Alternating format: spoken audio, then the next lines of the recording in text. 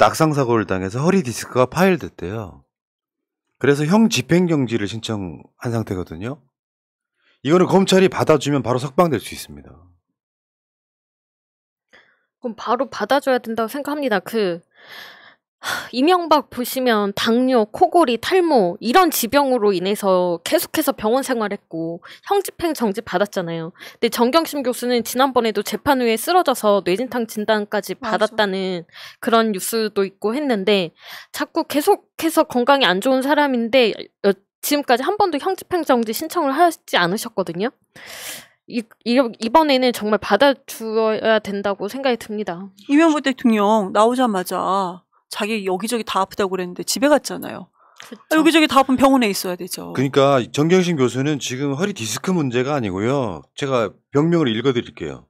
디스크 협착, 추간판 탈출증, 고관절 고도 골다공증, 뇌수막종을 동반하는 뇌종양, 다발성 뇌경색증, 그리고 눈 쪽에는 안화 골절. 지금 감옥에 있으면 안 되는 중환자가 감옥에 있는 거거든요. 이게 만약에 이명박이었다면요. 진짜 병원에 있겠죠. 난 정말 이해할 수가 없어요. 그러니까 국민들이 더 분노를 하는 것 같아요. 감옥에 있어야 될 사람들은 서면 조사도 없이 지금 그렇게 막 여러 가지 옷 갈아입고 막 귀금속 수천만 원짜리 걸치면서 그렇게 활보하고 다니고, 지금 정경심 교수 같은 경우는 이렇게 감옥에 있고 형 집행정지 신청을 진짜 처음으로 했는데, 이것도 우리가 지금 논의하는 것처럼 이것이 받아들여져야 되는 것인데 받아들여질 것인가라는 것을 우리가 지금 얘기하고 있잖아요. 그러니까 정말 이 부분에 대해서는, 이 내용을 아시는 분들에 대해서는 정말 분노할 것 같습니다. 이게 형 집행정지 신청을 하게 되면 검찰이 서류를 딱 봐요. 형 집행정지 상황이다라고 하면 의료진을 대동해서 현장으로 갑니다. 그리고 나서 상황이 안 좋다라고 생각하면 법조계, 의료계, 학계, 시민단체 등으로 이루어진 형 집행정지 심의위원회를 열어요. 그래서 그 형 집행정지 심의위원회를 열어갖고 형 집행정지를 해야 된다라고 의견이 나오면 이거를 최종 결정하는 것은 서울중앙지검장인데, 윤석열이라고 하는 자가 피도 눈물도 없는 그런 느낌이 있잖아요. 근데 정경심 교수 사건은 최근에 정경심 조국 재판에서도 나왔듯이 표창장 등을 위조할 수 없는 상황이에요. 내가 최근에 민주당 최고위원 선거 나오신 분 중에 초선들 어떻게 해가지고 조국 어쩌고저쩌고 했던 사람들한테 딱 한번 물어보고 싶어요. 정경심 교수가 표창장 등을 위조할 수 있는 상황이었는지를 법원이 포렌식 등을 무시하고 그냥 내리꽂은 측면이 있거든요. 정경심 표창장을 위조할 수 있는 상태가 전혀 아니었어요. 과학적으로도. 그러니까 진짜 억울하게 갇혀있는 사람이에요. 근데 이 사람이 수용 생활을 할 수 없을 만큼 굉장히 많이 중환자예요. 그러면 풀어주는 게 맞는 거거든요. 근데 이명박 같은 놈은 당뇨 같은 걸 이유로 감옥에 있지 않았고 서울대병원에 있다가 형 집행정지 돼서 지금 집에 있어요. 따뜻하게 누워있다고. 침대에서. 아닌지 돌아다닐지도 모르지. 밤엔 어디 나갈지도 모르지. 이게 사람이 할 짓입니까, 이게. 여러 가지 법을 막 갖다 붙였지만 정경심 교수 4년의 결정적인 요소는 두 가지예요. 표창장 위조, 그리고 그걸 인정하지 않은 괘씸죄. 그게 지금 사람 하나를 한번 입장 바꿔 생각 한번 해봅시다. 내가 지은 죄를 지었다라고 억울한 누명을 쓰고 몇 년씩 감옥에 갇힌다고 생각해봐요. 사람들 못 견뎌요, 그거. 속 터지고 억울함, 그 분함을 어떻게 견딥니까, 그게.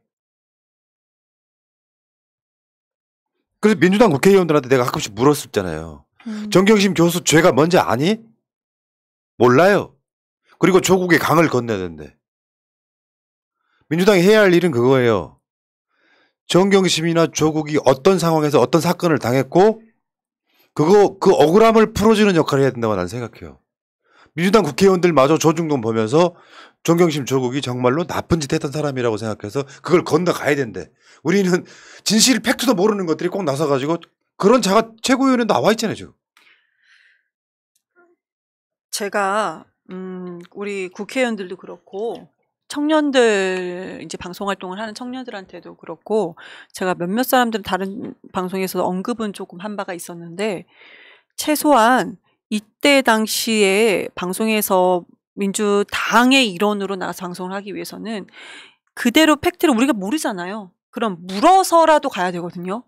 그래서 저는 정말로 이거는 한 사람들의 가정에 어떻게 보면은 그 가족을 완전 몰살시키는 거잖아요. 그래서 정확하게 더 파악을 해야 된다. 그런데 이 말씀 왜 드리냐면 민주당 국회의원들뿐만 아니고 방송활동 청년들도 이것을 보수 방송에서 보수 언론에서 나오는 것을 그대로 놓고 잘못한 것 같다 이렇게 얘기하는 경우가 되게 많았거든요. 지금 말씀 주신 것처럼 세세하게 파악하고 다 알고 있는 사람들이 별로 없어요. 그러면서 공통적으로 쓰는 말이 조국의 강이란 말을 함부로 다 쓰더라고요.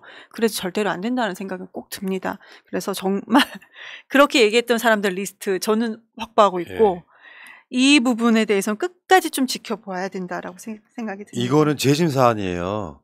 가끔씩 댓글 다는 악플러 보수 어르신들 조국 장관의 가족이 어떤 죄를 지었는지 물어보면 몰라요. 그냥 나쁜 놈인 거예요. 맞아요. 근데 과학적 증거가 있음에도 불구하고 표창장 위조한 사람 만들어 놨는데 사람은 이 정도 되면요. 감옥에서 있을 수가 없는 거예요. 그렇죠. 그냥 누워있는 것밖에 못해. 그게 인권입니까? 자, 저는 어떤 방식으로든지 정경심 교수는 석방이 됐으면 좋겠습니다. 제가 저번에 문재인 대통령 계실 때 이명박 사면, 이재용 사면 뭐 이런 얘기가 나왔을 때 제가 했던 말이에요. 이명박을 풀어준 한이 있더라도 정경심 교수를 사면할 수 있다면 나는 거기에 찬성하겠다. 난 그게 맞다고 생각하는 거예요. 그래서 댓글창에 많은 분들이 이명박 사면은 절대 안 돼라고 하면서 내가 물어봐요. 정경심 사면은요? 말을 못하는 거죠. 어차피 이명박은 그 당시에도 감옥에 있지 않았거든요. 병원에 있었거든요. 억울한 사람을 꺼내오는 것이 난 먼저라고 생각해요. 여기까지 하시고 정경심 교수 일단 사면의 문제가 아니라 형 집행정지돼서 감옥에서 좀 나왔으면 좋겠습니다. 네.